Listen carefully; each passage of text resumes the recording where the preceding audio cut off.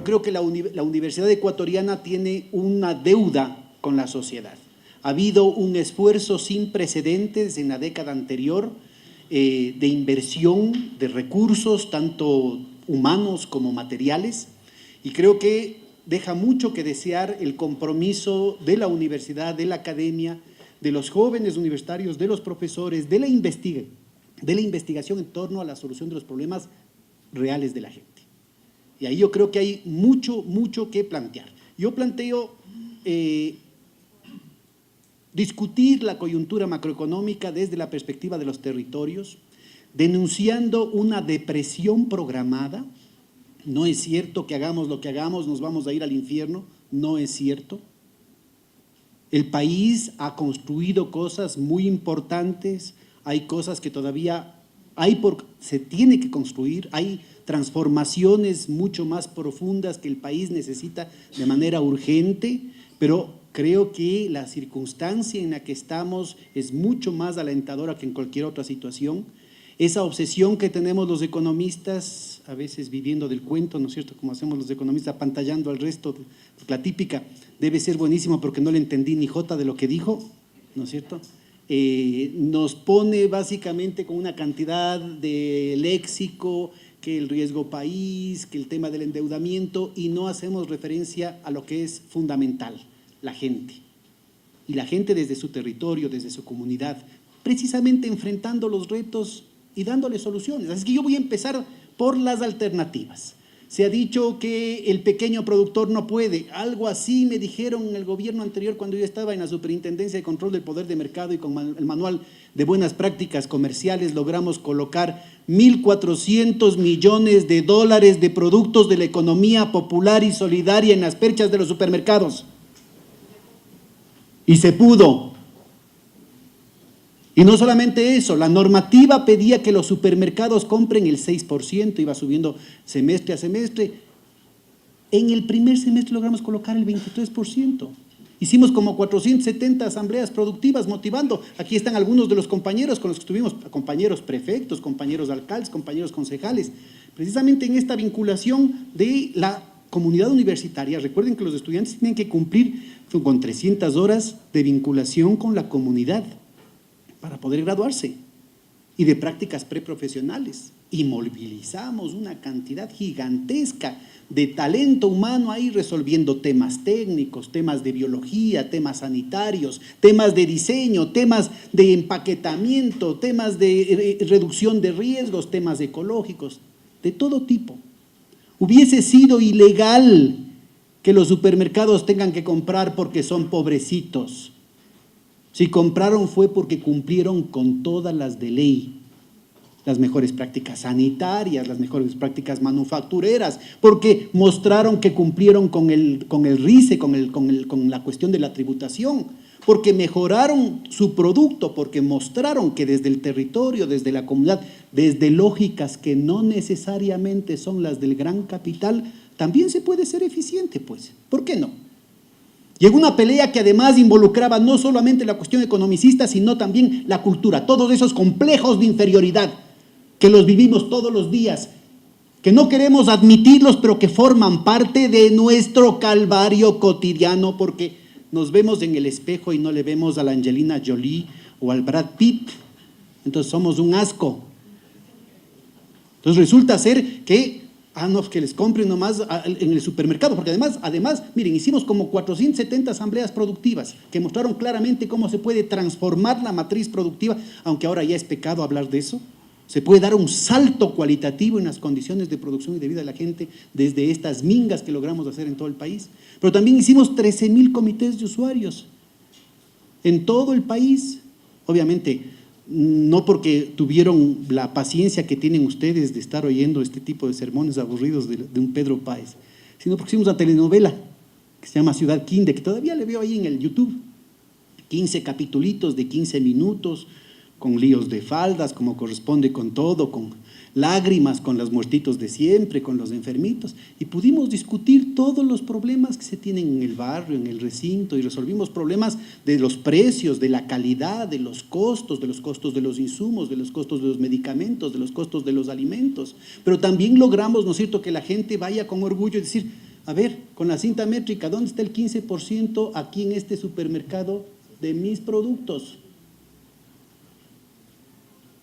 Y en esa minga se logró otra correlación de fuerzas para que los mercados funcionen de otra manera, porque hay que romper con esa dicotomía totalmente falsa y estéril de quienes quieren llenar de odio el país, quienes están ya llenando de odio el país, distorsionando todo, de los fundamentalistas del mercado contra los fundamentalistas del Estado, de los correístas contra los anticorreístas. Compañeros, hay que dejarse de soquetadas. Por supuesto que hay problemas y estamos enfrentando una coyuntura tremendamente desafiante, porque estamos a un tris de irnos al precipicio. Yo voy a mostrarles las cifras, pero no es obligatorio irse al precipicio. No es cierto que independientemente de quién venga, igual estamos jodidos. No es cierto.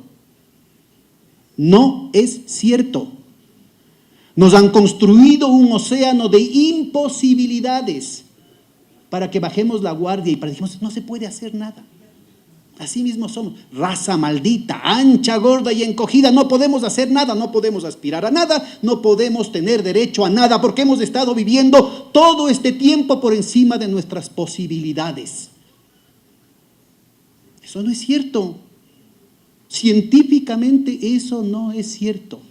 Se pudo hacer, y no solamente a nivel del pequeño productor, estoy hablando, miren, estoy hablando de pequeños productores en niveles, pero así, tremendamente precarios. Yo creo que todo el espectro político sufrió un cambio, no solamente en las condiciones objetivas, sino también en las condiciones subjetivas. Recuerden ustedes con el tema de las salvaguardias, que se lo plantea como una tremenda distorsión, un tremendo pecado, una tremenda irresponsabilidad, una tremenda corrupción, una tremenda incapacidad. Al contrario, en un paréntesis que se sabía que iba a durar solamente año y medio, el país de la noche a la mañana empezó a producir pantallas de televisión, computadoras, teléfonos celulares, cocinas de inducción, motocicletas, bicicletas de nuevo tipo, nuevos tipos de refrigeradoras, nuevos tipos de televisión. ¿Qué pasó? Es que el país es un país agrícola y estamos condenados a solamente eso, a la cuestión primario exportadora. ¿Cómo así? Pues a la cuestión extractivista. ¿Cómo así? Tenemos en el ADN el hecho de que solamente podemos dedicarnos a la minería y a la agricultura, y mejor si es en el paleolítico. ¿Cómo así, pues, compañeros? ¿Qué pasa? Tenemos todo el derecho de ver hacia adelante y hemos dado muestras, además de que hay ecuatorianos aquí y sobre todo en el exterior, ¿no es cierto?, que sacudiéndose de esos complejos de inferioridad han podido dar aportes fundamentales en el campo de la biología, de la cuestión de las bacterias, en el campo de la computación, de la programación. Vea, el software de la corrección de gramatical y de ortografía del Word es hecho por ecuatorianos. Se lo utiliza en todo el mundo. Nos quieren convencer de que no podemos. No podemos porque somos indios, porque somos mestizos, porque somos montubios, porque somos negros. No podemos. Y no puede estar, obviamente, parte de la lucha de lograr esos 1.400 millones de dólares de productos de la economía popular y solidaria en los supermercados, de lograr que la gente vaya y diga queremos que nuestros productos estén así, era no solamente romper todos esos obstáculos institucionales, las leguleyadas. A veces, mira, hacíamos una arqueología dentro de los consejos provinciales, de los consejos cantonales, y encontrábamos unos decretos, unas ordenanzas municipales de hace 40, 50 años que impedían que el pequeño productor pueda vender, para darle el espacio al intermediario, al chulquero, ¿no es cierto?, a los caciques locales, a que tengan el sartén por el mango y que hagan su agosto.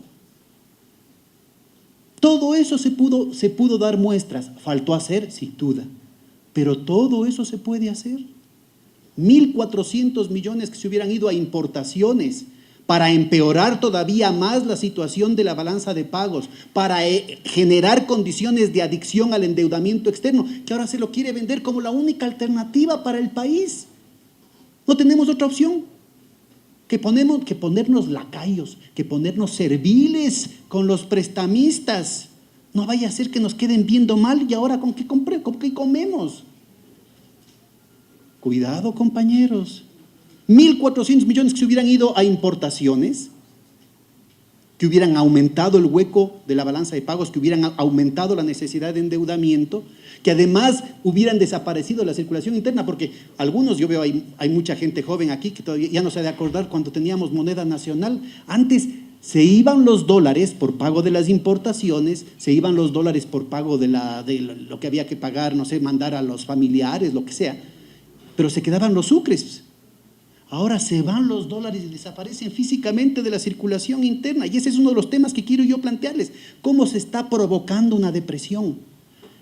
Y la economía, por el esfuerzo que se ha hecho en los últimos 10, 15 años, no se deja y no se deja y no se deja. Y los enemigos del país hacen todo lo posible por insistir, por insistir, por insistir en generar una crisis fiscal, en generar una escasez de liquidez, en generar un credit crunch, llaman los economistas, una escasez de crédito totalmente artificial. De eso es lo que vamos a hablar, compañeros, de que sí podemos. Y que esto no es un problema de quién está de presidente, de quién está de alcalde, de quién está de prefecto, de quién está de superintendente, de quién está de ministro. Es un problema de todos los ecuatorianos. ¿O es que queremos regresar a la época que tumbábamos presidentes cada 6 meses? ¿O es que queremos regresar a la época en la que en cada 5 kilómetros en la carretera había un paro, había unas llantas quemadas? En que la cosa se resolvía por quién grita más, por quién tiene la capacidad de conseguirse megáfono, sea en la televisión o sea a través de un piedrazo. Parte fundamental de lo que estamos rompiendo es precisamente esa institucionalidad que dolorosamente construimos y que ahora, paradójicamente, se refleja en el riesgo país, pues. Usted como inversionista, ¿dónde se iría a invertir? En un país en el que las instituciones funcionan, en el que la cosa es transparente, en el que se sabe que hay una perspectiva de seguir creciendo, de redistribución del ingreso, de construcción de obras de infraestructura, en un país en el que se sabe que las cosas van a ir al carajo. Así de elemental. Usted puede decir, es que yo soy amigo de la mamá de Tarzán y voy a traer 29.999 trillones de dólares.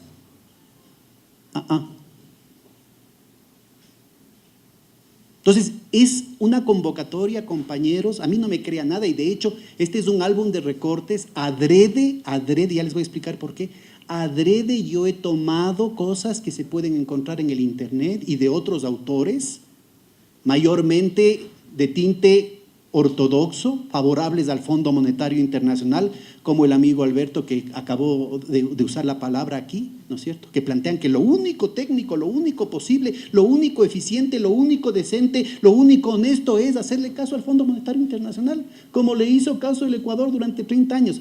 30 años en los que el país decreció, ¿no? Y que nadie está diciendo. Entonces, adrede voy a presentarles a ustedes una cantidad de información que ustedes pueden corroborar y que hay unas cuantas láminas que tienen que ver con el trabajo que estamos haciendo en el Instituto de Investigaciones Económicas de la Universidad Católica, precisamente tratando de mostrar los riesgos que enfrentan los territorios a nivel de la provincia, a nivel del cantón, por estos procesos de depresión programada que se están generando. Pero básicamente la reflexión que yo quiero hacerles es entender la macroeconomía en el contexto. Entonces, mire, la primerita, acabo mientras estaba esperando el turno, ¿no es cierto? No sé si ven ustedes de aquí, a las 9:18 de la mañana, ahí está esta captura de pantalla en la página web del Banco Mundial para el Ecuador. Ahí está el Producto Interno Bruto y aquí está el Producto Nacional Bruto, que es neteándole de todos los pagos al exterior per cápita. Lo pongo así, compañeros, porque parte de esta ya descomposición de la sociedad capitalista en esta crisis mundial civilizatoria es el tema de la posverdad. Yo estoy viendo que empiezan a circular cifras totalmente contrarias a esto. Esto está chequeado con el Banco Central, pero vayan a decir que ahí hay algún correísta ahí en el Banco Central y que por eso las cifras son equivocadas, han sido mentira. Están mintiendo respecto a esto. Analistas están circulando esta serie que es el ingreso, como decir, el promedio del ingreso que tenemos los ecuatorianos desde 1960. Y vea usted, va subiendo, ¿no es cierto?, hasta 1980, desde 1980 cae.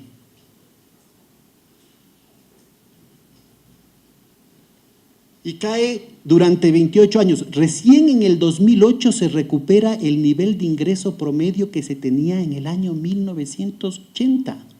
Y se está diciendo que hay que regresar a esa época, que esa es la época en la que se hacían bien las cosas, la época de la honestidad, de la técnica, del rigor, de la disciplina, de la responsabilidad y no de la demagogia, no de la irresponsabilidad, no de lo insostenible. Porque usted tiene que regresar a esa época en la que el país decrecía. Vea, le voy a sacar, es del mismo gráfico, atento, no me vea a mí, vea la pantalla, por favor, es el mismo gráfico del Banco Mundial. No vayan a decir que es que lo que pasa es que los del Banco Mundial son comunistas. Vea, ahí está. Ese mismo gráfico, vea, pongámosle, ahí está el nivel de 1980, se recupera recién como parámetro en el año 2008. Es que si usted está comiendo más allá de sus posibilidades. Obviamente cuando dicen de eso no se están refiriendo a los pelucones, no. Están diciendo es que usted está comiendo más allá de sus posibilidades.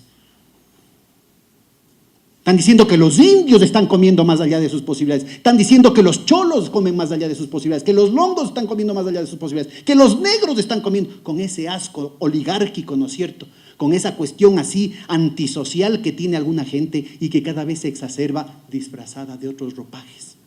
Eso es lo que se está diciendo y que es una barbaridad, es una irresponsabilidad que hayamos tenido este crecimiento. Y que ahora otra vez, felizmente, el país está entrando en razón conforme las nuevas tendencias mundiales y otra vez estamos regresando al decrecimiento y eso es lo bueno. Y cuando ya se presentan eso, ha de estar mal, has de haber mentido. Por eso les pongo los datos del Banco Mundial. Entonces, vea, esto no es que pasa, porque lastimosamente no traje aquí los otros gráficos, porque dicen, es que aumentó el precio del petróleo. Compañeros, acá aumentó mucho más el precio del petróleo, porque también al precio del petróleo hay que quitarle no solamente la inflación, sino todo lo que hay que gastar. Nosotros también compramos, somos un país que exporta, somos tan brutos que exportamos petróleo en bruto y compramos todos los derivados. Y si aumenta el precio del petróleo, también aumentan los precios de los derivados. Acá en todo este periodo hubo un aumento del precio del petróleo mucho mayor. Y no es cierto que es una cuestión automática. Por supuesto que aquí nos beneficiamos del aumento de los precios del petróleo, pero porque hicimos la ley 42 en el año 2006, por cierto, antes del presidente Correa. En marzo del 2006 logramos sacar la ley 42, la ley petrolera, que obligaba a que las empresas cumplan con la ley que se habían birlado en los contratos y habían dejado y tenían que entregar una participación para el Estado. La ley 42 decía que al menos del 50%, hubo decreto presidencial en la época del presidente Correa, en el año 2007, que fue cuando yo entré al gabinete a cobrar la ley, porque además, y hay que ver quiénes estuvieron de ministros en esa época, ¿no? La ley fue promulgada por el Congreso en ese entonces, en 30 de marzo del 2006, y solo se cobró en noviembre del 2007, ¿cómo así? Y cuando se cobró, representó el doble del todo el impuesto a la renta. Así es que ahora se está diciendo, es que no hay plata en el Estado, que se cobre la ley, pues. Pero en lugar de cobrar esa ley, con el Atrole 3 acaba de derogarse esa ley y con un decreto, ahí las leguleyadas que se hacen, con un decreto se van por encima de lo que dice la ley y lo que antes era el 99% para el Estado, ahora dicen que es el 12.5% para el Estado. Entonces, claro que va a faltar plata. No solamente la plata que no le están dando a los consejos provinciales, sino que ya redujeron en 500 millones el presupuesto de salud. Y por cierto, ahora yo no vi, ¿no es cierto?, a las marchas de los mandiles blancos. ¿Se acuerdan cómo se sacaban la sangre? Cuando se dijo que tenían que trabajar las 8 horas en los hospitales públicos, salieron a decir que era un atropello, la dignidad del profesional ecuatoriano, era un atentado contra los derechos humanos, que estaban yéndose en contra de la salud. Ahora, yo no he visto ninguna marcha, yo no he visto que estén sacándose sangre para regar en las veredas. Vea qué cosas, ¿no? Porque sí, es una barbaridad decir que los médicos tienen que estar atendiendo en los hospitales, Pero no es ningún problema el que se recorte en 500 millones de dólares el presupuesto de salud para este año. Y acuérdese, 500 millones de un presupuesto ya subejecutado en el 2018. Es que ahora es normal.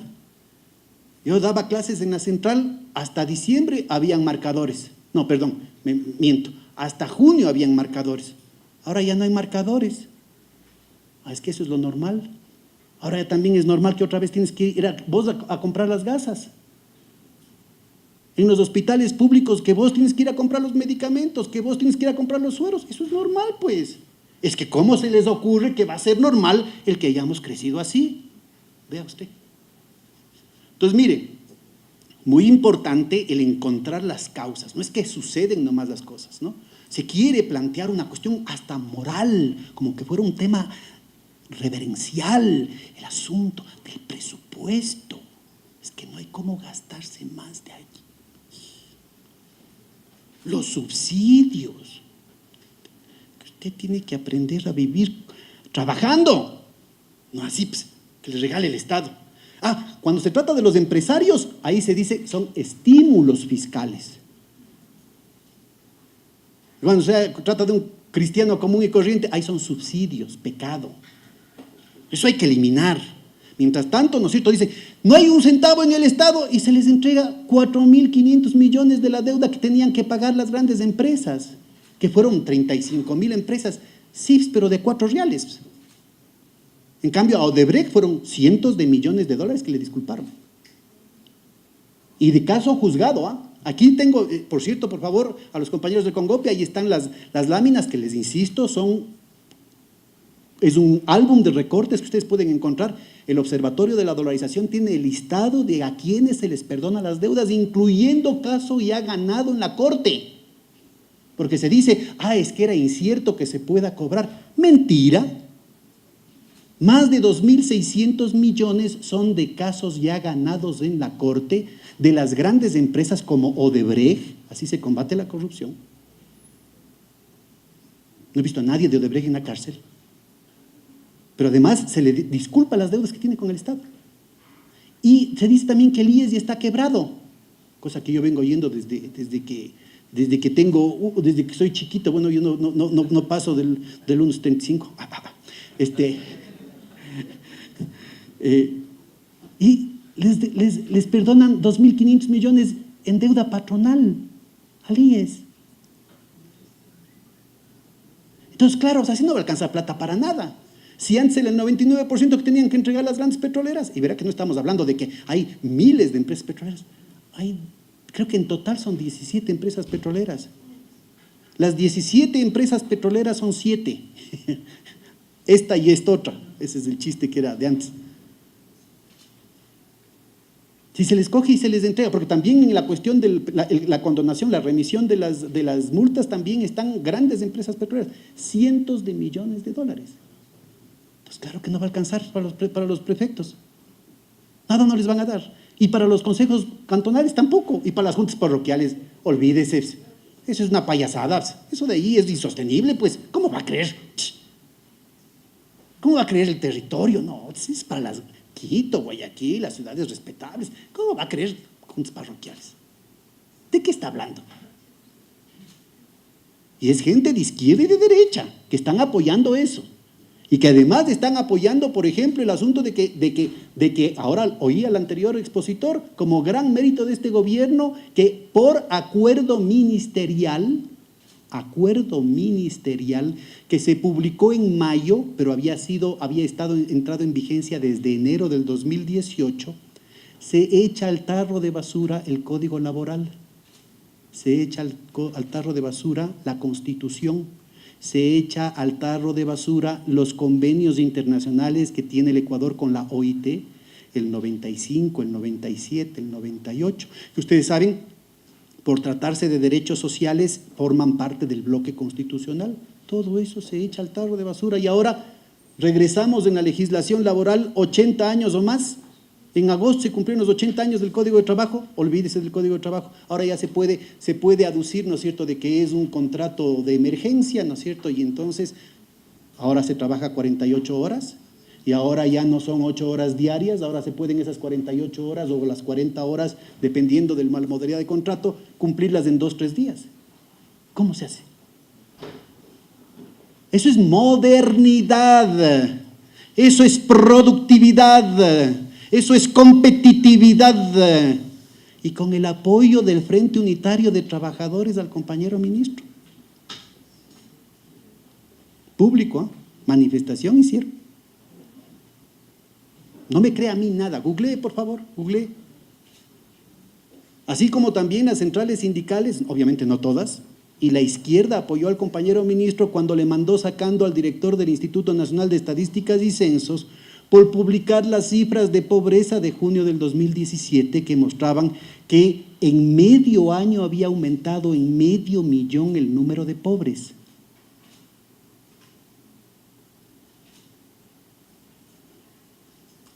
Ojo, ¿con qué va a pasar? Porque se pueden cocinar las cifras. Lo que no se puede cocinar es la realidad, pues. O sea, solamente aquí en Quito, vea, son 148,000 nuevos pobres en medio año. Haga regla de 3. ¿Y usted cree que eso va a mejorar sacando 150,000 empleados públicos?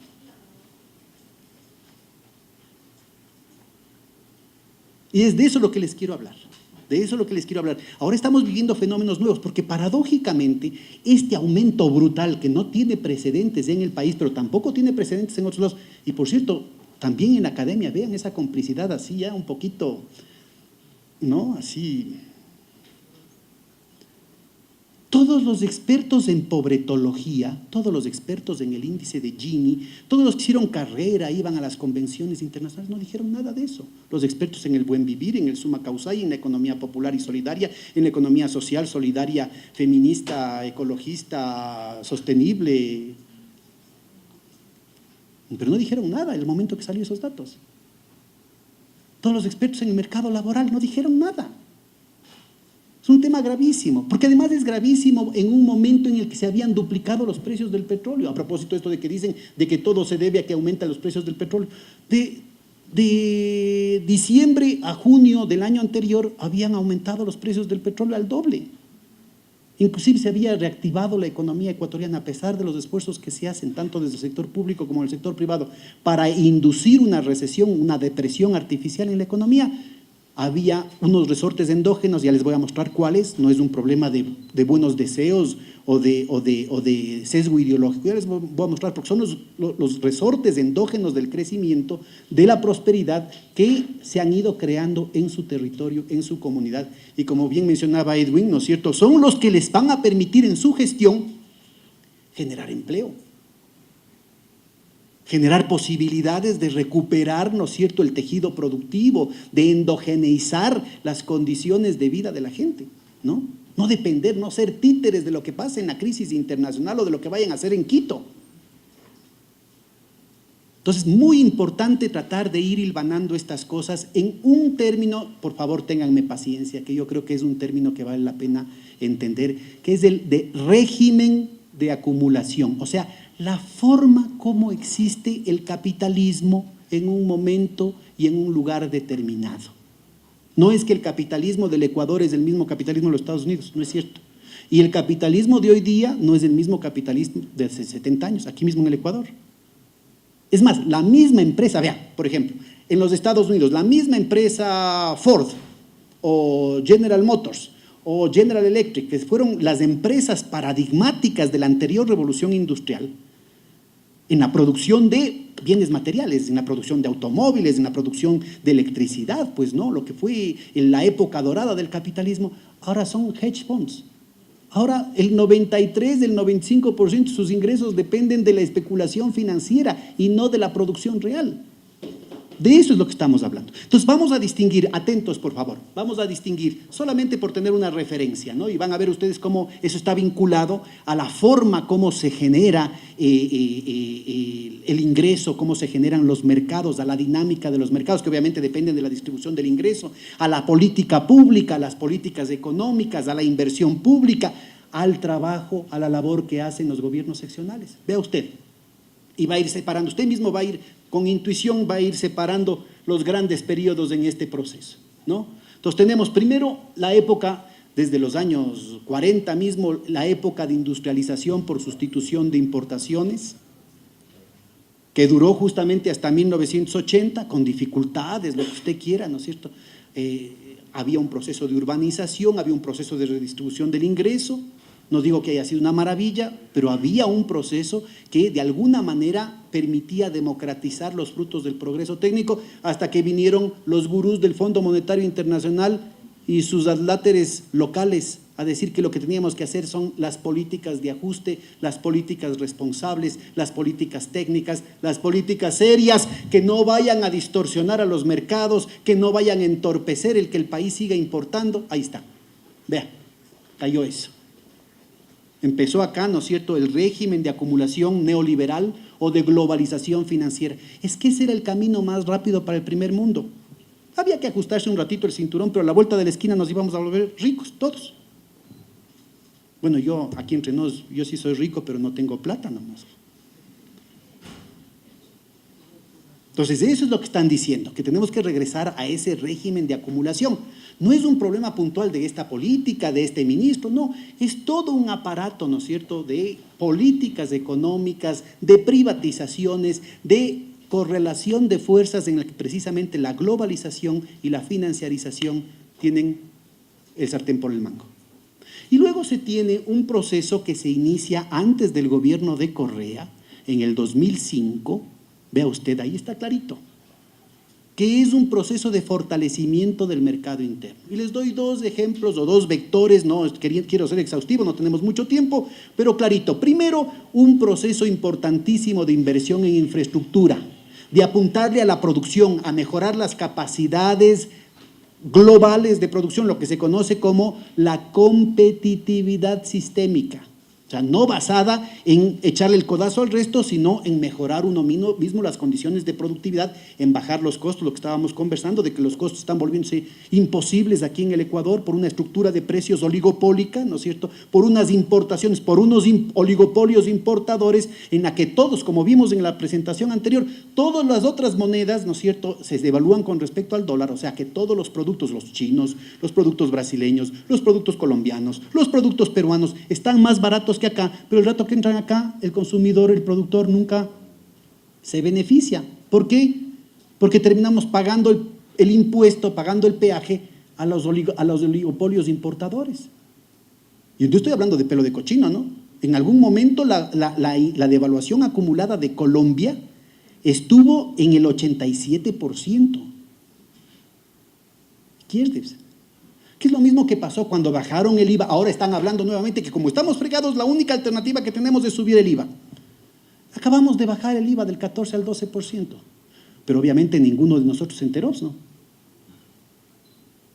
Porque ese 2% que dejó de cobrar el Estado para precisamente que haya presupuesto para las prefecturas, para los consejos cantonales, para los hospitales, para las escuelas, para los colegios, ahora pasó al bolsillo de las grandes empresas, pues.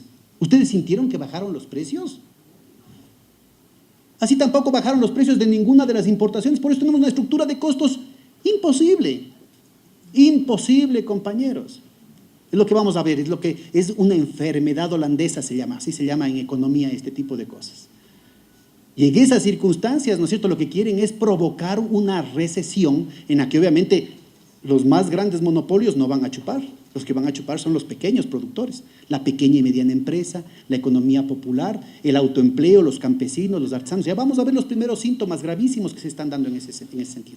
Mejoran los precios del petróleo, se recupera la economía, inclusive el empleo asalariado, el empleo adecuado cae, pero no de una manera dramática, y sin embargo aumenta el número de pobres en 500.000, en un país chiquito como el Ecuador. Vea usted, entonces vamos prestando la atención porque es lo que usted va a enfrentar en los próximos años y que de pronto ya lo está enfrentando, como vamos a ver en esos datos. Entonces, de lo que estamos planteándonos, ¿no es cierto?, es estas formas diferentes de operar del capitalismo. Verán que estoy hablando del capitalismo, yo soy socialista, pero yo estoy hablando desde el punto de vista del capitalismo. ¿Por qué no? Porque yo sea comunista, pero no se puede tener ganancias si no se tiene mercados. Si no tiene a quién vender, no va a ser ganancia, sea grande, sea pequeño, sea capitalista o no sea capitalista. Y no se puede tener mercados si no se tienen ingresos. Así de sencillo. Así de sencillo. Entonces, si es que pueden precarizar todavía más la situación popular, es una ganancia pírrica porque reducen sus costos ahorita, pero no tienen a la vuelta de la esquina a quién vender, pues. En una circunstancia que, como habíamos visto, la coyuntura internacional está deteriorándose rápidamente y es muy posible que tengamos una nueva implosión financiera, porque la situación de sobreendeudamiento, la situación de corrupción en los grandes bancos, precisamente a los que representa el Fondo Monetario Internacional, es absolutamente imposible. La pregunta no es si es que va a pasar, sino cuándo. ¿Y cómo va a ser el país para enfrentar esa situación sin tener, por ejemplo, instrumentos de política económica? Y por eso es necesario, por eso yo empecé desde las alternativas. ¿Cómo podemos transformar de manera creativa estas dificultades en una oportunidad para mejorar nuestras capacidades de producción, de vida? Y hay una cantidad de cosas con las nuevas tecnologías de información y comunicación. Por ejemplo, mire, ahorita con el teléfono celular, qué lástima, que le devolvieron a los bancos el monopolio de la transaccionalidad en el país. Era un crimen, iban a reventar la dolarización cuando era sin fines de lucro, cuando no cobraban. El rato que les pasaron a los bancos a que ellos como cártel puedan seguir funcionando y que no tenga otra alternativa para cualquier transacción sino pasar por donde ellos, pagando obviamente peaje, ahí dijeron que era una maravilla, ¿no? Y porque ellos iban a ser eficientes. Como decía mi abuelita, aquiérdese, ya vamos para el segundo año y ¿dónde está el dinero electrónico? En manos de los bancos. Estamos sometidos, ¿no es cierto?, a los cobros indebidos, a que cualquier rato le estén, y por cierto, averiguará qué es lo que le están cobrando. Y ya, se desinfló el escándalo y ¿qué quedó eso? Nada. De centavito en centavito, cientos de millones de dólares en las altas esferas del poder. Pero cositas que pasan, centavitos. Y si tanto jode, vaya y contrate un abogado para que le enfrente a la gran compañía, ¿no es cierto?, con offshores en Panamá, a ver si es que le va bien en los tribunales. Eso es lo que estamos. Entonces, mire, son formas de organizarse el capital. La misma cuestión estructural del capital con los mismos monopolios, ¿ah? Porque sí, sin duda, hizo falta profundizar algunas transformaciones. Algo se logró, de lobo un pelo, algo se logró. Ahí está el espacio en la refrigeradora de la Coca-Cola para el juguito de naranja. Vea usted cómo de pronto florecieron juguitos de naranja por todo lado. Ahí está el hecho que ojalá se cumpla, porque ya el tema de los supermercados ya no están cumpliendo, el tema de las farmacias ya no están cumpliendo. Y eso es ilegal, ¿ah? Porque está yéndose en contra de la normativa. La normativa no se ha derogado. No puede ser que las instituciones y las leyes solamente funcionan mientras esté una persona, pues, con nombre y apellido. Eso es inadmisible. Ojalá se cumpla el hecho de que el monopolio, el cuasi monopolio que tenemos en el caso de las cervezas, entreguen el 5% de las acciones a los trabajadores y entreguen las instalaciones de la planta también para los productores artesanales de cerveza. Ojalá estas cositas, ¿no?, el tema de la telefonía celular, el tema de los bancos, algo se vaya cumpliendo. Lastimosamente no es esa la tendencia. Y la gente está calladita, entretenida en otras cosas. Ya mismo hemos de hacer una gran campaña, no sé, pues algún divertimento hemos de tener para no preocuparnos de los problemas sustanciales del país. Entonces, vean, a eso es lo que yo le quiero llamar la atención, a las condiciones estructurales en las que funciona el capitalismo. Entonces, mal que bien, a ver, de lo que le estoy hablando, compañero, es que en el año 2007, no tengo el dato del 2005 cuando empezó el proceso, pero tengo presente porque fui ministro en el 2007, el Producto Interno Bruto, o sea, el tamaño de la torta eran 46.800 millones de dólares. En el año 2017 fueron 108.000 millones de dólares. Que ahí salieron ganando los grandes monopolios, claro. Cada vez que hay una reforma social, vea, el New Deal en los Estados Unidos, o las políticas de Kennedy, o la reconstrucción socialdemócrata en Europa, Perón en Argentina, Getúlio Vargas en Brasil, Lázaro Cárdenas en México, cualquier reforma, o los procesos de emancipación femenina, todo eso, en última instancia, el capitalismo tiene la capacidad de reciclar y se lo mete al bolsillo. Pero aquí, por lo menos, a diferencia de lo que pasó en este periodo de decrecimiento, en el que solo el 1% de la población mejoraba su nivel de ingresos descontando la inflación, aquí tenemos estadísticas de que cada percentil, o sea, cada 1% de la población, desde el 1% más pobre hasta el 1% más rico, mejoró su capacidad de compra efectiva, quitando la inflación. Vean, aquí tengo el gráfico de esto. Bueno, aquí está, mire. Y esto por si acaso es de Andrés Mideros, secretario privado del presidente Lenín Moreno hasta hace pocos meses, ¿no? Ahí tienen el 1%, está en este extremo de acá, sí se alcanza a ver, ¿no? Y acá está el 100% más rico. Y los más pobres son los que mejoraron su capacidad de compra efectiva. Vean. Entonces, esto lo que significa es que hay nuevos nichos de mercado, pues. Porque usted tiene un poquito de plata y ¿qué hace? Hoy tengo mercado y mañana no. ¿Va a poner en una fábrica? No. Pues. Si antes tenía ahí una fábrica de zapatos, ahora importo los zapatos. Y si me va mal con los zapatos, mañana importo carteras. Y si me va mal con las carteras, mañana importo teléfonos celulares. Y si me va mal con los teléfonos celulares, stickers. Y si me va mal con los stickers, de pronto me pongo a traficar con órganos, a traficar con seres humanos, no sé. Capital es así, ¿no? ¿Sí? Ya, pero lo que quiero yo hacerles caer en cuenta es en esto. Vea, son los resortes endógenos que además se fueron reflejando localmente. Déjeme le muestro acá. A ver, aquí, mire. Aquí está la formación de las clases medias, ¿no? Es un indicador que sacan solamente con los deciles del medio, la parte de la mitad de la distribución del ingreso, y vea, las partes más oscuras, las provincias más oscuras, son donde la presencia fue mayor. Y ahí tienen algunos datos, ¿no? En Cotopaxi, esas clases medias representaron el 19.8% en el 2007. Por si acaso, este es cuadro, no creerás que te he hecho con dedicatoria a vos, es cuadro hecho por el ENEMDU, pero es cuadro hecho por el Patricio Ruiz, ¿no? Del 19.8 al 41.7%. Chimborazo del 20 al 37, Tungurahua del 29 al 45, Cañar del 23 al 37. Híjole, parece que estuviera corriendo lista de cuáles son las provincias más anticorreístas, ¿no? Ahí está. Una mejora brutal de las condiciones de vida de estos sectores de la población que significan otros mercados, ¿no? Esa es la parte que yo quiero hacerles caer en cuenta. Estamos hablando de otra dinámica, nuevos nichos de mercado, que lastimosamente por ese complejo de inferioridad que tenemos bien metido en nuestra cabeza y que nadie quiere admitir, no fuimos capaces en su integralidad de convertirlo en capacidades productivas locales, con excepciones de lo que le estoy diciendo.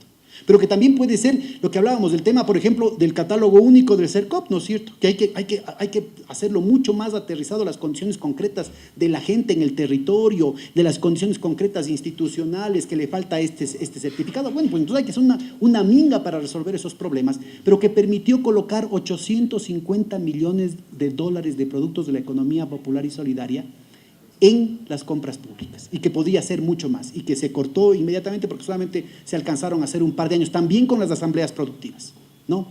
Vea usted.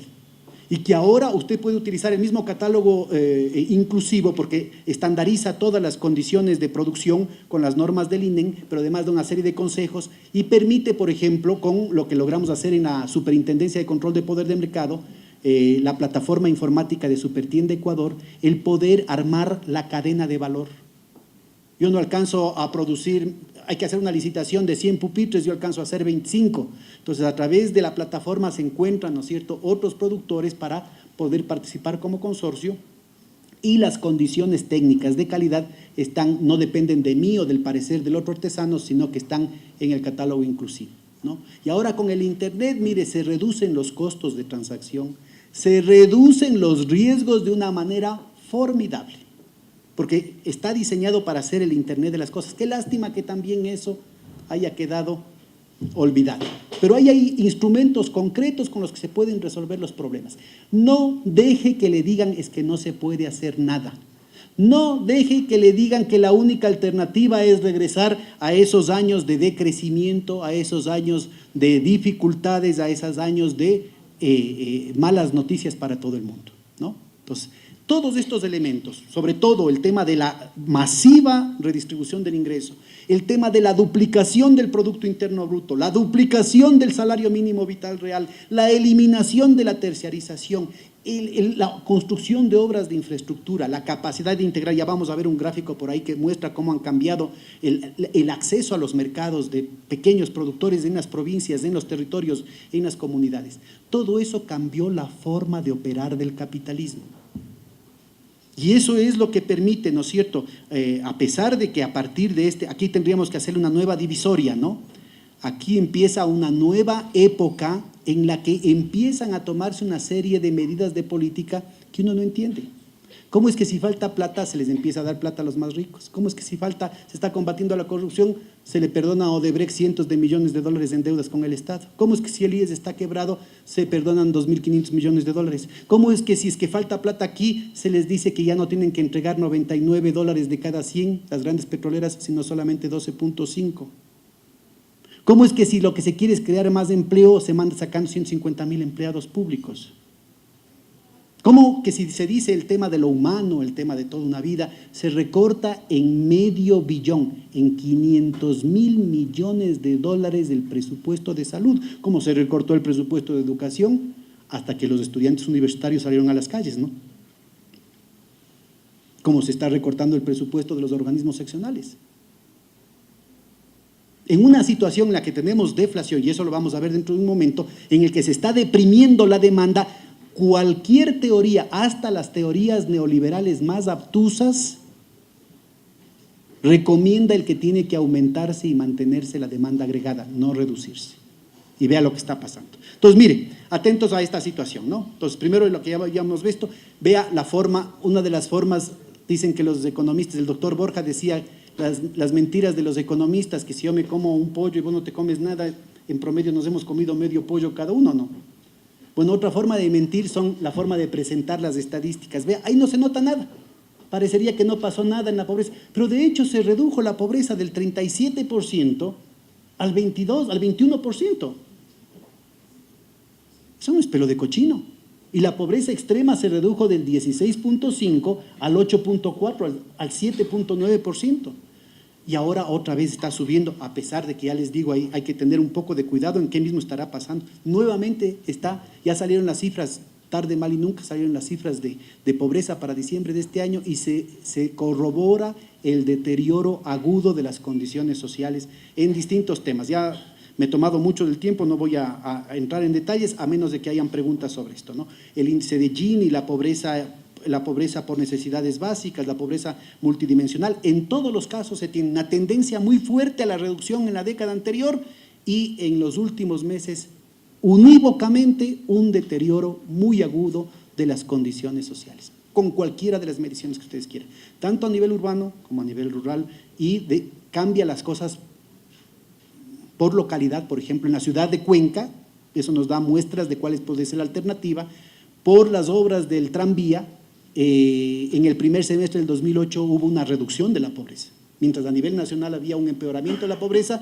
En la ciudad de Cuenca, de manera específica, porque se hizo obra desde el gobierno seccional, se pudo cambiar la cosa. Vean lo que ustedes pueden hacer para transformar la situación, la coyuntura del país. Esto que ya habíamos visto, ¿no es cierto? Entonces, miren, aquí lo que estamos ahorita, para resumir, ¿no?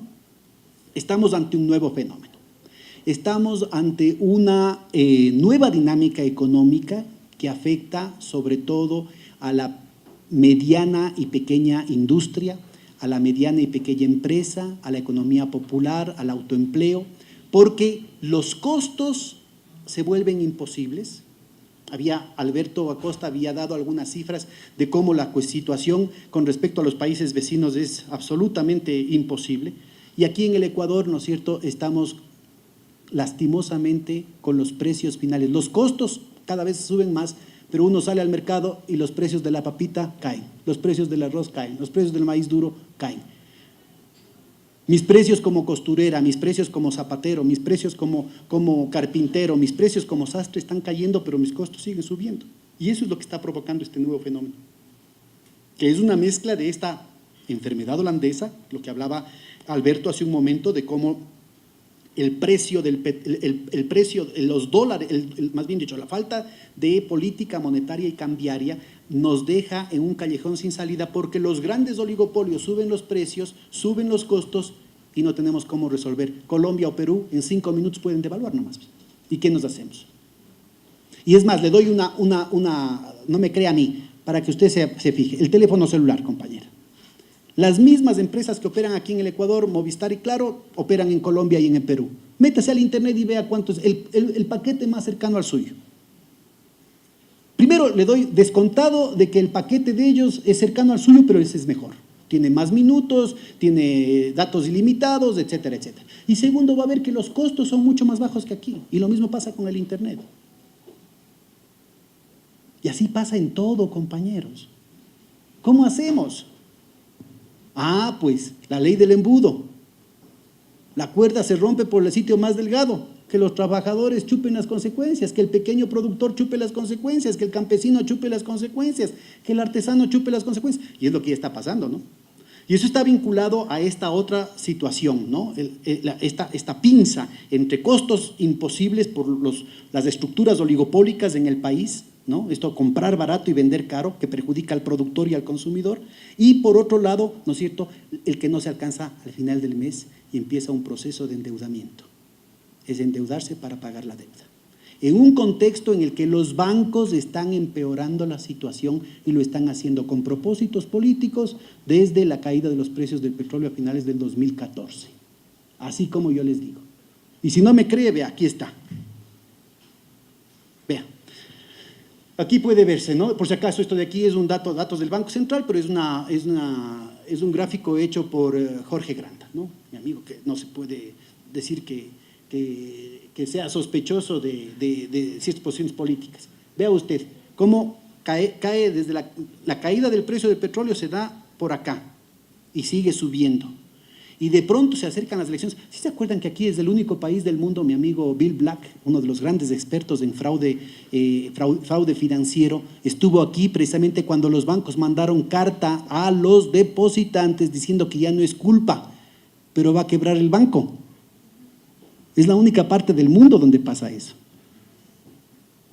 Bueno, vea usted, por razones políticas, ¿no es cierto?, empezaron a jugar capitales a lo bestia, y de lo que estábamos en el 30-35% del PIB de liquidez, se desapareció y no había plata para nada. Eso no obsta que por 4 realitos, vea, no se haga muchas ilusiones. A usted claro que le van a llamar para que tenga una tarjeta de crédito. Pero son pesetas, pues aquí estamos hablando de miles de millones de dólares que fugaron. Vea, a nosotros, y felizmente usted no se va a acordar, en marzo del 2015, vea, aquí estamos hablando de esta época, aquí, en el punto acá. En marzo del 2015, la agenda de desestabilización, que es una agenda continental, de poner a nuestros países de rodillas, por eso es Macri, por eso es Bolsonaro, por eso es lo que está pasando en Venezuela, por eso es lo que está pasando en Chile, ¿sí? En marzo, no se ha de acordar usted, con el pretexto de las sobretasas arancelarias, que son una distorsión, es una barbaridad, un atentado contra la libre empresa, ¿no es cierto? Recuerde que con esas sobretasas aumentó el empleo y aumentó la capacidad productiva del país cualitativamente, ¿no? Empezaron a decir, no, es que si a mí me suben el 40%, yo también tengo que subir en el 40%. Y un poco la prensa, usted puede googlear, la prensa escrita se cuidaba un poquito más, pero la radio y la televisión era poniéndonos en el escándalo. ¡Qué bestia! Se fregó el país, porque si era inflación, si subían los precios en el 40% cada mes, significaba hiperinflación en el año. Una guerra económica de provocar carestía artificial e inflación artificial, como les ha dado resultado en Venezuela. Y ahorita están con una hiperinflación de 1.700.000%. 40% al mes hubiera significado una inflación, pero bajo, de 600% en el año. Y felizmente ustedes no se acuerdan, porque con los comités de usuario, con la telenovela de Ciudad Quinde, formamos los comités de usuarios, y con comité de usuario y sin comité de usuario, la gente con el teléfono celular empezó a tomar las fotos de cómo se llevaban los productos de las alacenas, de las perchas, y se mandaban a las bodegas para crear una escasez artificial. De cómo reetiquetaban, como en la época de los feriados bancarios, ¿no es cierto?, cómo reetiquetaban los precios en el mismo día. Y se les paró el carro, se les obligó a retroceder en los precios. Acabamos con una inflación del 3% en el año. El pueblo ecuatoriano derrotó, y la academia no dice nada al respecto, y los medios de comunicación no dicen nada al respecto, y las autoridades no dicen nada al respecto. Y cuando uno habla inclusive con gente progresista, inclusive con funcionarios del ex gobierno de Correa, dice teoría de la conspiración. Ahí están las cifras. Vaya, métase a la página del INEC y va a ver que en marzo del 2015 subieron los precios. ¿Quién puede subir los precios? ¿Puede subir los precios la señora de la tienda? ¿Puede subir los precios a lo que le dé la gana el productor de papa, el productor de maíz suave, de maíz duro? ¿Puede hacerlo? No, solamente los que tienen poder de mercado pueden hacerlo. E inmediatamente, en algunos casos, dentro del mismo año, cayeron los precios. Se les paró en carro, se les obligó a retroceder en eso, se acabó la historia. Pero no se resignaron, eso fue en marzo del 2015. Entre abril y junio del 2015 fugaron 3.500 millones de dólares. Así se hace patria. En medio de la caída estrepitosa de los precios del petróleo, fugaron 3.500 millones de dólares. Ahí está. No es que cayeron los depósitos, no, compañero, ese es un mito, que le quieren comer el cuento. El banco, el momento que le da un crédito, automáticamente acredita una cuenta con un depósito, está creando de la nada un depósito y está creando una cuenta por cobrar. Eso es lo que registran las estadísticas de los depósitos, que ya vamos a ver. Vea, aquí está. Entonces, esta caída brutal, mucho más allá, en negro es el ciclo de la economía real y en verde es la caída del crédito al sector privado. Este es el credit crunch. ¿Por qué? Porque se venían las elecciones. Teníamos candidato banquero, había que crear lo que no se puede lograr en las urnas, había que lograrlo en la economía real poniendo de rodillas a la gente. A que usted esté rogando a que vuelvan los capitales. Me muero, ¿qué irán a decir los mercados financieros? Como que el mercado fuera algo así como la ley de la gravedad, como que el mercado fuera taita Dios. El Dios Mamón del Antiguo Testamento, en eso tienen mucha razón. Al que le sacrificaban guaguas tiernos, pues, por hacer plata. De eso es lo que estamos hablando. Vean, y eso sí les resultó. No les resultó la carestía artificial, no les resultó la escasez artificial, pero sí crearon esta caída brutal de la liquidez y de la demanda efectiva, ¿no? Y bueno, no es que nadie pedía crédito. Vea, aquí están estadísticas del Banco Central, la oferta de crédito. Son encuestas a la gente, ¿no es cierto? Si es que querían crédito y dicen que sí. Y aquí está la oferta de crédito, la línea azul es el crédito productivo, el que más cayó. Y le sigue el microcrédito, la línea de puntos, caída en picada. Eso no es que son condiciones técnicas, compañeros. Esa plata se fue a Miami y ahí está una de las claves precisamente para las alternativas. El generar mecanismos como los circuitos de pago locales, como mecanismos con esto de la Supertienda Ecuador, matrices de producción, de generación de valor agregado en el territorio, en la comunidad, que hagan que la plata se quede. Porque ahorita, ¿no es cierto?, es una propuesta que yo la vengo dependiendo desde el Banco Central desde 1999, compañeros. Y que después los grandes bancos se tomaron para ponerle un banquito en el barrio, ¿no es cierto?, pero no para que la plata se quede en el barrio, sino para que opere como una aspiradora y que no se quede en el recinto, no se quede en la provincia, sino que vaya a Quito y Guayaquil, y no a cualquier barrio de Quito y Guayaquil, a los barrios financieros de Quito y Guayaquil, y ni siquiera se queda ahí porque termina en Miami, termina en las Bahamas, termina en Panamá, en las offshore. Por eso es que no hay plata, compañeros, por eso es que no hay inversión, por eso es que no hay empleo, por eso es que no hay capacidad de compra. Vean, esto es lo que le quiero mostrar. Esto no es que pasa nomás, no es que son los mercados financieros. Nada de referencial, compañeros, los mercados son hechos por los seres humanos.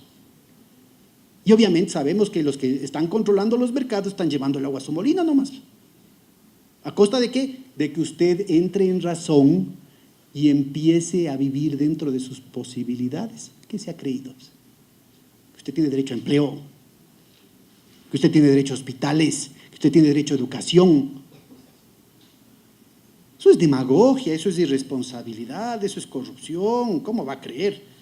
Mire, entonces, vamos a ir rapidito. Aquí está el ciclo del producto, ¿no? Y vea usted, verá que todo esto de aquí es un momento en que, más allá de la política económica que se tenga, los resortes endógenos, esta formación de nuevos nichos de mercado, tienen una dinámica propia.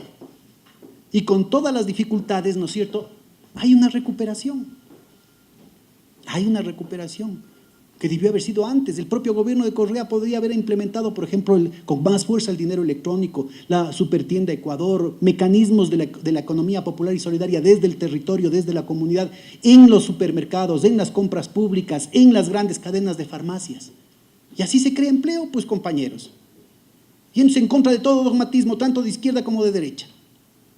Viendo qué es el análisis concreto de la situación concreta, lo que usted puede hacer desde su gobierno seccional para activar la economía.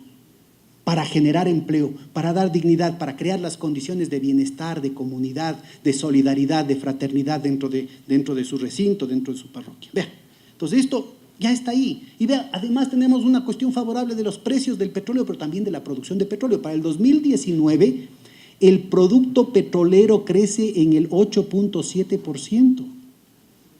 Así es que toda esa imagen de que estamos pero al borde del infierno es una imagen para decirnos, mire usted, se acabó la época de las vacas gordas, ajústese los cinturones y ahora sí, sálvese quien pueda. Si tiene que matar a su madre para salvarse, hágalo. Y mientras más pronto, mejor. Eso es lo que quieren. ¿No me cree que estoy exagerando? En Brasil ganó Bolsonaro. ¿Sabe quiénes votaron por Bolsonaro? Las mujeres, que les gustan los machos castigadores. Bien hechito, dice, en campaña electoral, bien hechito que les paguen menos a las mujeres. ¿A qué se quedan en cinta? Votaron por ello las mujeres. ¿A que le violaron? Yo no te violara porque eres demasiado fea. Ganó. A los negros, a los indios que les insultó, votaron por él. Vea usted, que hay que darles el vire a estos de las favelas, mire. De eso estamos hablando. Bueno, vamos a ir rápido. Aquí está lo de los depósitos a la vista que le estaba mencionando, ¿no? Esa caída no es casual. La caída que ustedes ven aquí en este proceso, que es justo coincide con esa agenda del 2015, esa agenda electoral del 2015, tuvo como reflejo el hecho de que no se crearon nuevas cuentas de los que iban a deber a los bancos. Usted pide un crédito, es mentira por si acaso. Todo lo que los dicen los libros de texto y que los economistas cuentan de que le cogen a usted de los ahorristas, le sacan, le descuentan de la cuenta de los ahorristas, de los depositantes, para prestar a los inversionistas es mentira, porque además sería ilegal. A mí al menos nunca me han preguntado. Crean de la nada una cuenta de depósito y crean de la nada una cuenta por cobrar. En ningún momento le están descontando a los que ahorraron en el banco. Es esa la lógica que se está dando, compañeros. Entonces, esta situación de compresión de la demanda, lo que está es provocando, esto es algo que en el Ecuador casi nunca ha pasado. Tasas de inflación negativa. Vea usted, tenemos desde principios, desde mediados del 2017, tenemos la inflación que está por debajo de cero. Lo que le decía, mis costos siguen subiendo, pero el precio nominal tiene que ser cada vez más bajo. Yo saco mis papitas y no recupero ni siquiera los costos de la semilla. Yo saco mi maíz, no me alcanza ni para el camión que alquilo para sacar la cosecha. Yo hago mi ternito y no hay quien me compre. De eso es lo que estamos hablando. Y ese es un tema fundamental que yo creo que el CONGOPE y la AME y las juntas parroquiales deberían ahorita estar discutiendo, a ver cómo resolvemos este problema, y deberían conversar con el presidente de la República. Esto no es un problema ni del gobierno ni de la oposición, es un problema de los ecuatorianos. ¿A dónde vamos a llegar?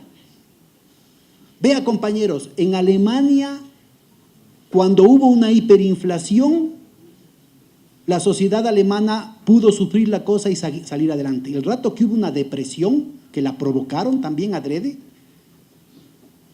la consecuencia fue Hitler. La consecuencia fue el asesinato de cientos de miles de judíos, cientos de miles de comunistas, cientos de miles de dirigentes populares, de dirigentes sindicalistas, de dirigentes socialistas, de dirigentes de las organizaciones populares. Entre otras cosas porque la izquierda dijo que el enemigo principal eran los socialdemócratas y los socialdemócratas dijeron que el enemigo principal eran los comunistas. Los comunistas y el partido nazi tuvieron más o menos la misma votación en 1933, compañeros, porque además Hitler ganó las elecciones, ¿no? En el país más culto de Europa, Hitler ganó las elecciones. No nos engañemos.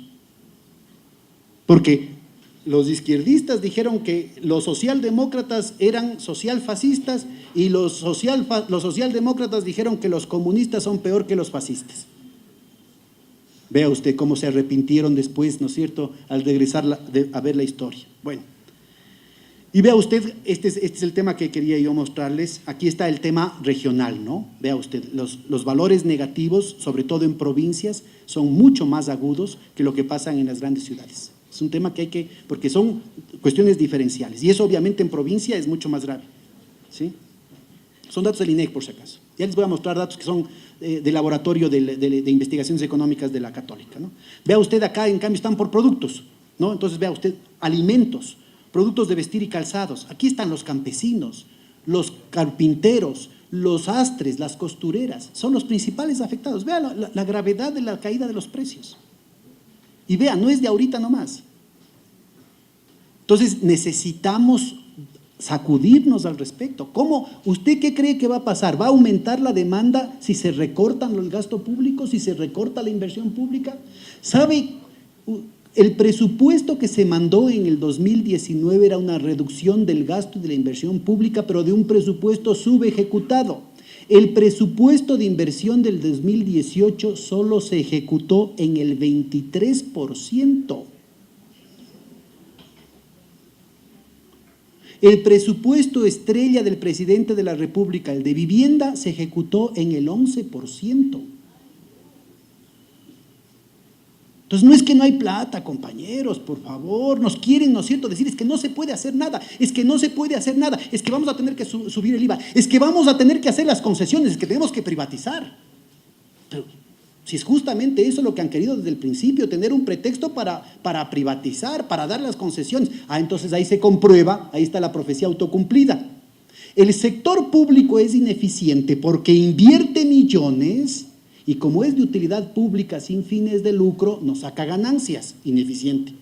El sector privado es tremendamente eficiente porque no invierte ni un centavo y se va a llevar todas las ganancias. Vea usted, esas son altas matemáticas, ¿no? Entonces, a eso es lo que estamos viendo. Ahora, vamos a ver, esto de aquí se da en un proceso en el que de todas maneras, y aquí están las fortalezas, aquí hay una reserva moral, una reserva económica, porque el país ha entrado en un proceso por el aumento, la política salarial, vea usted, por primera vez hemos rebasado el costo de la canasta familiar. Los ingresos laborales, creo que son dos y piquito de trabajadores promedio por familia, por el salario mínimo vital, tenemos esta línea negra que ya desde hace algún tiempo está sosteniendo la economía. Entonces, mire, por más que la economía pública, la inversión pública se contrae, los hospitales ya no tienen recursos, ya no hay contratos, por más de que los bancos no meten crédito, esta es la dinámica, esos son los resortes endógenos a los que me refería. Sí está claro, ¿no? Entonces, sobre esos tenemos que actuar, en el trabajo concreto. Tenemos que hacer los talleres y de hecho una invitación de parte del Instituto de Investigaciones Económicas de la Católica, podríamos hacer talleres específicos con mesas de trabajo específicos de cómo se puede construir independientemente de lo que diga el ministro, del presupuesto del Estado, de lo que diga el Fondo Monetario Internacional, cómo podemos construir en el territorio, desde la comunidad, alternativas para la gente, para sostener los procesos. Esto no es un problema, insisto, ni del gobierno, ni de la oposición, ni de la izquierda, ni la derecha. Ahora, esto de aquí no le quita responsabilidad, yo vuelvo a llamar, haga un llamado público a mi amigo Lenin Moreno a que cambie de política económica. Nos estamos yendo al precipicio. Nos estamos yendo al precipicio. Estas cosas, precisamente con los acuerdos que están haciendo sus ministros, de regresar a las 48 horas laborables, de volver a la precarización laboral, lo que está haciendo no es aumentando el empleo. Vea usted las estadísticas, es mentira, ha aumentado el desempleo. Se ha reducido el empleo adecuado y ha aumentado la pobreza. Son estas cosas que esta inercia del pasado, de esa época de la irresponsabilidad, cuando se cambió el régimen de acumulación, orientado precisamente a fortalecer el mercado interno con redistribución del ingreso, con creación de infraestructura, que se crearon estas condiciones diferentes del funcionamiento de los mercados, compañeros. No se crea que eso era comunismo. Comunismo es otra cosa. Mejor todavía. Bueno, vea usted, este proceso de contracción de la demanda interna, de contracción programada, artificial, innecesaria de la demanda, está generando una serie de problemas. Algunas de esas, ¿no es cierto?, algunas de esas, porque los indicadores lastimosamente no son precisos, algunas de esas están reduciendo el margen entre los que compran barato y venden caro. Aquí está el tema de los intermediarios, ¿no? En algunos casos eso ha bajado, en otros casos no, porque tienen poder de mercado, entonces no pueden lograr, sí, no se puede lograr una reducción estructural de ese margen de ventas que termina perjudicando tanto a productor como a consumidor. Entonces ya me dicen que ya me tengo que ir. Aquí están otros datos del Patricio Ruiz que mostraban el tema de la cuestión regional. Aquí está lo que me estaba refiriendo. Estos ya son resultados del Instituto de Investigaciones de la Católica, ¿no? Aquí están distintas formas productivas, la forma llamada empresarial, marginal, mercantil, combinada, con el porcentaje en las áreas de cada una de las provincias, de cada uno de los cantones, de acceso al nuevo sistema de carreteras, a la nueva infraestructura. Y eso garantiza, digamos, un mínimo, ¿no es cierto?, de estos resortes endógenos. Están ahí las condiciones potenciales para un proceso de reactivación desde el territorio, desde la comunidad, en términos de lo que podrían hacer ustedes en sus gobiernos seccionales. Y hay que apurarse. Vean, aquí estamos desglosando algunos temas, ¿no? Por ejemplo, aquí está el tema de la carne. Vea usted cómo caen los precios. En azul están la tendencia general de los precios y aquí están quitado esa tendencia, ¿no es cierto? Vea cómo cae de manera sostenida los productores de carne, los precios de los productores de carne. Esta de aquí es una campana de Gauss, es la distribución, esa es la tendencia estadística en morado del último periodo, ¿no? O sea, acá, estos son los periodos anteriores, tenía una tendencia al crecimiento de los precios y el último periodo es un retroceso, están cayendo los precios. Estas montañitas moradas lo que nos está diciendo es que estadísticamente la tendencia es a la caída de los precios nominales, o sea, a una asfixia cada vez mayor de cada uno de estos sectores. Entonces, bueno, aquí solamente por presentar está el tema de la leche, está el tema de las bebidas, o sea, para cada uno de una distinta historia, y aquí está inclusive, por ejemplo, el tema de las importaciones. Esto lo quería mostrar. Vean, aquí está marzo del 2015, vea cómo subieron los precios. ¿Cree usted que un productor de papa puede subir así los precios? Pues solamente pueden hacer las grandes empresas. Y aquí está cómo les derrotamos, compañeros. Qué lástima que en Venezuela no hayan podido hacer eso. Porque no es el señor Maduro el que se lleva la diferencia entre los 5.000% que ha aumentado los salarios y el 1.700.000% que han aumentado los productos. Eso llevan las grandes empresas, esa diferencia. Aquí sí podemos, compañeros. Vean, se les derrotó, vea cómo se ha tumbado. Y aquí no estamos hablando de pequeños productores, son las importaciones de refrigeradoras, de televisiones, de juegos de video y esas cosas, ¿no? Bueno, no tenemos mucho tiempo, aquí está el tema del pan, aquí está el tema, por ejemplo, de las prendas de vestir, del calzado, vea usted. Entonces, en cada una es una historia heterogénea, ¿no? Mi interés particular y lo que quiero poner a consideración es precisamente cómo estos procesos están afectando a los segmentos más vulnerables de la población ecuatoriana y cómo esta es la raíz de un fenómeno nuevo. Por favor, olvídense de soquetadas, de si es que es correísta, si es que es anticorreísta, si es que es de izquierda, si es que es de derecha, si es que es protestante, si es que es católico, si es que es serrano, si es que es costeño. Olvídese, compañero, tenemos que poner todos el hombro para evitar que este proceso se profundice. Vea lo que está pasando a nivel, bueno, rapidito, ¿no? Vea lo que está pasando a nivel de las provincias. Lastimosamente, y con esto voy acabando, compañeros, lastimosamente, el color no se refleja muy bien, pero capaz que alcanzan a apreciar, vea, ahí mientras más claro es que hay un alivio, mientras más oscuro es que se empeora el problema de la depresión. Aquí está por cantones, ¿no? Aquí está el caso de los alimentos, vea usted, como ahí tenemos por la política, esto es al principio del gobierno de Correa, esto es 2005 al 2007, o sea, desde antes del gobierno de Correa. Se alivia un poco precisamente por el desarrollo de esta redistribución del ingreso de estos nuevos nichos de mercado y se va empeorando en los últimos tiempos. Y vea lo grave que está ahí. No se distingue muy bien el color, pero esos colores quiere decir que es un problema nacional, ya no es de una situación, de una región, de una provincia, de un cantón, sino que ya es un problema nacional el que los precios relativos de los alimentos están poniendo en una situación muy difícil a los campesinos. Vea usted el tema del pan, aquí está igual, ¿no? 2005, 2007, se alivia, empieza a empeorar la situación y vea usted cómo estamos, sobre todo en la parte norte de la costa, hay situaciones específicas que no se ven muy bien, qué lástima. Hay una parte en el sur, pero sobre todo en la zona de Esmeraldas, donde está más grave la situación. Y así se puede ir detectando. Aquí está el tema de la carne, vea usted cómo el rápido deterioro de los productores de carne.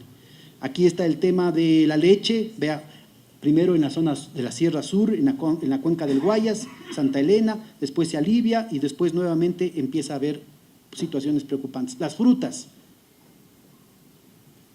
las legumbres, las hortalizas, los productores campesinos, vea usted. Problemas nacionales exacerbados en la zona de la cuenca del Guayas, ¿no? En el centro del país también. Entonces, hay que hablar con cifras con los ministros, hay que hablar con cifras con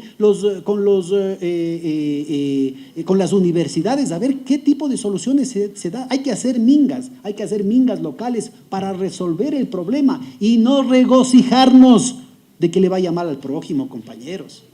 ¿Quién sabe con qué cálculos electorales? Hay algunos que creen que mientras peor es mejor, ¿no? Bueno. Ahí está el tema de prendas de vestir y calzado, igual, ¿no? Podríamos ir viendo para cada uno de ellos, pero ya se me acaba el tiempo. Solamente quería yo mostrarles algunos datitos que ustedes pueden encontrar, el tema de los grandes grupos económicos. Que falta plata, compañeros, que les cobren impuestos a los ricos, pues. Ahí empezó a circular en el internet, ¿no es cierto? Empezó a circular el de los políticos conocidos, pertenecientes a las clases pudientes, cómo pagaban 60, 70 dólares en el 2001, en el 2002, y de pronto pasaron a pagar $60,000 de impuestos, ¿no es cierto? Y cómo en los últimos 2 años nuevamente vuelven a pagar 60, 70 dólares de impuestos. Ahí está la solución, compañeros. ¿Por qué tenemos que endeudarnos? Para volver otra vez a caer en las garras del Fondo Monetario Internacional y de los banqueros, de los chulqueros internacionales. Es que eso es lo sano, eso es lo técnico, eso es lo respetable. Ningún economista que se respete va a decirles que no. Yo obviamente no me respeto mucho, como se habrán dado cuenta. Entonces, mire, compañeros, nos están llevando a un callejón sin salida. Yo creo que al propio presidente de la República le están llevando a un callejón sin salida, porque él mismo, ya le digo, en su programa estrella solamente ejecutan en todo el año el 11% de lo que estaba presupuestado y financiado. ¿A dónde van a llevar? A que él haga el trabajo sucio, ¿no es cierto? Y después que otros aprovechen el reparto del pastel. Quieren que tengamos otro Bolsonaro aquí en el país. Eso es lo que quieren. Entonces, mire, muy rapidito. Aquí está. Les recomiendo, el CEDES y el Observatorio de la Dolarización tienen estadísticas con nombres y apellidos de los grupos económicos, que tienen cuentas offshore, de los grupos económicos que recibieron beneficios con la remisión de utilidades, con la remisión de las multas y de las moras, de los grupos. Lo que no hay es estadísticas de la cuestión de la deuda patronal con el IES. Ahí está con nombres y apellidos, vean, si es que alcanzan a ver. Y bueno, hay estadísticas enormes. Yo les dejé todo ese material que son recortes que ustedes pueden encontrarlos en el internet, les dejé para que lo repartan, por si acaso, ¿no? Ojalá pueda servirles para sus discusiones. Muchísimas gracias, compañeros.